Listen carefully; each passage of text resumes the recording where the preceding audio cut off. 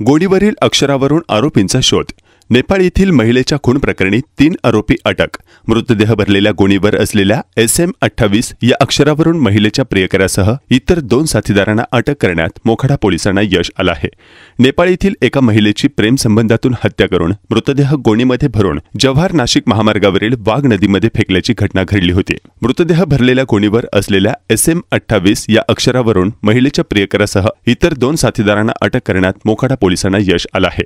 नेपाळ येथील राहणारे काजोल गुप्ता आणि राजकुमार वरहे वय वर्ष 24 यांचे गेल्या काही वर्षांपासून प्रेमसंबंध होते। काजोल ही राजकुमार यांच्यासोबत लग्नासाठी हट्ट करत असल्याने तिच्यापासून सुटका मिळवण्यासाठी तिची हत्या करण्याचा विचार केला। याकरिता राजकुमार वरहे त्यांच्या वडिलांचे सेल्वास येथे राहणारे मित्र सुरेश सिंग वय वर्ष 50 यांचे आणि वाहन चालक बालाजी वाघमारे वय वर्ष 34 यांची मदत घेण्याचे त्यांनी ठरवले। याकरिता राजकुमार यांनी काजोल यांना नेपाळ येथून सिल्वासा येथे घेऊन आले। त्यानंतर सिल्वासा येथून बालाजी वाघमारे यांच्या गाडीतून डहाणू येथील महालक्ष्मी मंदिरात आणि त्र्यंबकेश्वर नाशिक परिसरात फिरवून आणले। नाशिक येथून परत येत असताना मोखाडा येथील जंगलात तिचा ओढणीने गळा आवळून तिला सुरेश सिंग यांनी आणलेल्या गोणीत भरले आणि पुरावा नष्ट करण्याच्या उद्देशाने तिला 1 एप्रिल रोजी पहाटेच्या वेळी नाशिक जव्हार महामार्गावरील घाटकरपाडा गावाच्या हद्दीतील वाघ नदीच्या पाण्यात टाकून दिले। याबाबत काही तासातच पोलिसांना गोणीतील मृतदेह आढळून आल्यानंतर मोखाडे पोलिसांनी अनोळखी महिलेच्या खुनाचा तपास सुरू केला। हा मृतदेह भरलेल्या गोणीवर SM28 अशी अक्षरे असल्याचे व गोणीमध्ये मटर वटाण्याचे दाणे असल्याचे दिसून आले। घटनास्थळ परिसरात नाशिक येथून रात्री अपरात्री भाजीपाला वाहतूक होत असल्याने नाशिक परिसरात तपास सुरू केला। यावेळी SM28 हे मटार हे मध्य प्रदेश व सिमला हिमाचल प्रदेश येथून महाराष्ट्रात येत असल्याचे व ही ती गोणी सिमला येथील व्यापाऱ्यांकडून पाठवण्यात आल्याची माहिती मिळाली। सिमला येथे अधिक चौकशी केली असता मटार मालाच्या 28 गोण्या या वापी येथील भाजीपाल्याचे होलसेल व्यापाऱ्यांकडे पाठवण्याचे निष्पन्न झाले। वापी येथील होलसेल व्यापाऱ्याकडे चौकशी करून 6 ते 7 व्यापाऱ्यांना मटारच्या गोण्या गेल्याचे समजले। या व्यापाऱ्यांना विचारपूस आणि तांत्रिक माहितीच्या आधारे शोधपत्रिका वापी परिसरात प्रसिद्ध केली। वापी व सेल्वास परिसरात लावण्यात आलेल्या शोधपत्रिकेवरून गुप्त बातमीदाराकडून मयत महिला ही गुन्हा घडण्याच्या 3 दिवसांपूर्वी महालक्ष्मी मंदिर कासा येथे आल्याचे कळले।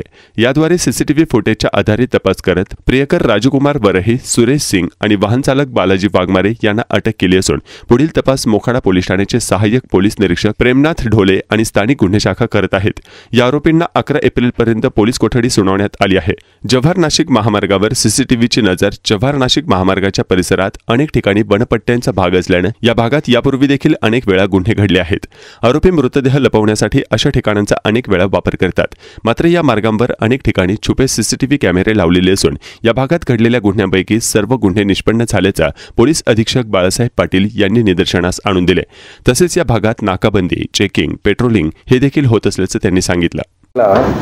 जव्हार ते मोखाडा या रोडवर नदीचा एक ब्रिज आहे। त्या ब्रिजच्या खाली गोणीमध्ये ठेवलेलं एक प्रेत हे मिळालं। त्यामध्ये साधारणतः 25 ते 26 वयोगटातली महिला याचं प्रेत होतं। याच्यामध्ये आयडेंटिफिकेशन करण्यासाठी LCB आणि स्थानिक पोलीस यांचे विविध पथकं स्थापन करून यामध्ये शोध घेतला असता या ज्या गोणीमध्ये ते प्रेत होतं त्या गोणीवर SM28 अशा स्वरूपाचं मार्किंग होतं। SM28 असं मार्किंग असून त्याच्यामध्ये मटर जे आहे मटर शिमला नाही मटर जे आहे ते त्या ठिकाणी त्या ह्याच्यामध्ये होतं, पोत्यामध्ये होतं। एवढाच क्ल्यू आमच्याकडे होता।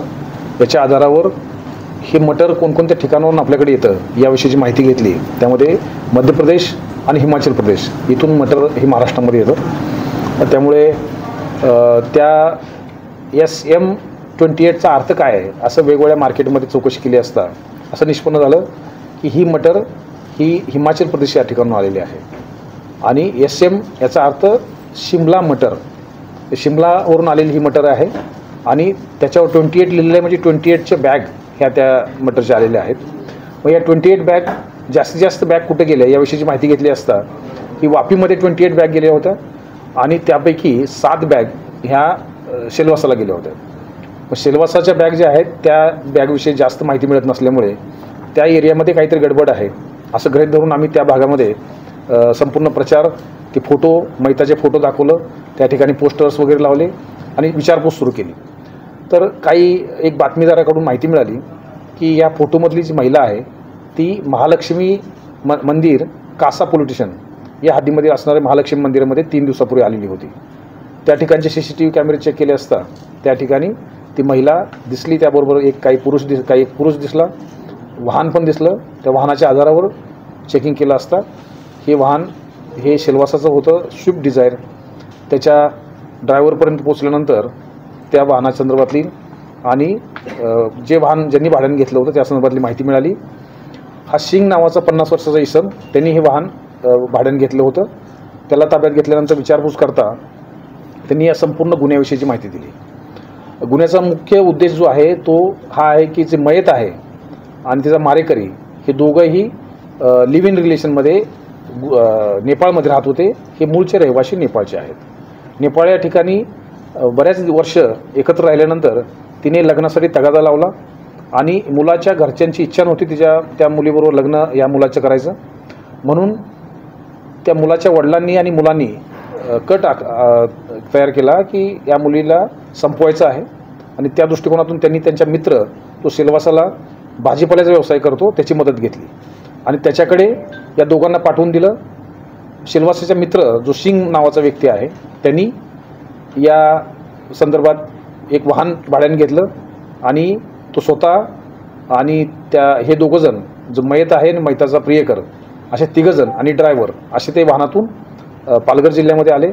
पालघर जिल्ह्यामधील जो मनोर ते मोखाडा रस्ता आहे त्र्यंबकेश्वरला जाणारा, या रस्त्यावर निर्जन ठिकाण पाहून त्या ठिकाणी रात्री 12 नंतर तिला पुलाखाली नेऊन तिचा गळा आवळला, ओढणीने गळा आवळला आणि त्याच्यामध्ये पोत्यामध्ये त्याचा मृतदेह टाकून ते पोतं नदीच्या खाली ब्रिज खाली टाकून दिले. या बाबतीमध्ये आतापर्यंत 3 आरोपींना अटक करण्यात आलेली आहे. जे वडील आरोपीचा आहे तो नेपाळमध्ये सध्या आहे आणि इतर जे आरोपी असतील या बाबतीमधला शोध हे मोखाड्याचे प्रभारी अधिकारी श्री ढोले करत आहेत.